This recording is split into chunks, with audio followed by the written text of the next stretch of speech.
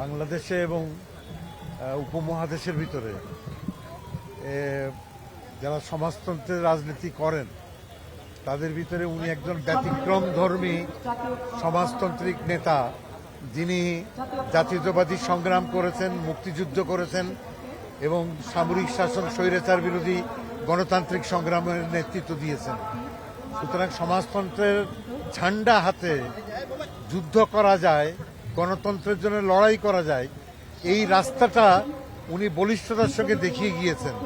আমি মনে করি অনেক বামপন্থী বিভ্রান্তিতে ভুগলেও হায়দার আকবর খান রণ কখনোই বিভ্রান্তিতে ভোগেননি।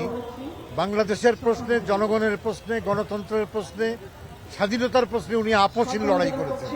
একই সঙ্গে উনি শ্রমিক, শ্রমজীবী মানুষের লড়াইটা, গরিব মানুষের লড়াইটাকে এগিয়ে নিয়ে গেছেন। আমি মনে করি উনি জাতীয় রাজনীতির একজন জ্যেষ্ঠ অভিভাবক। আমরা একজন অভিভাবককে হারালাম, শুধু জাতীয় রাজনীতির জন্য নয়, বাম রাজনীতির জন্যও উনি অভিভাবক ছিলেন। আমি উনার আমি অকালই বলবো, কারণ ৮৬ বছর বয়সে যখন মন্ত্রী হতে পারে, তাহলে ৮২ বছর বয়সে উনি রাজনীতি করতে পারেন। সুতরাং আমি উনার আত্মার মাগফিরাত কামনা করছি। দেখুন, মুক্তিযুদ্ধের সময় বামপন্থীর মাঝে বিভ্রান্তি ছিল, একটা অংশ বাংলাদেশের বিরুদ্ধে ছিল। সামরিক শাসন বিরোধী লড়াইতেও একটা অংশ কিন্তু সামরিক শাসনের দালালি করেছে। সুতরাং এটা কোনো নতুন অবস্থান না।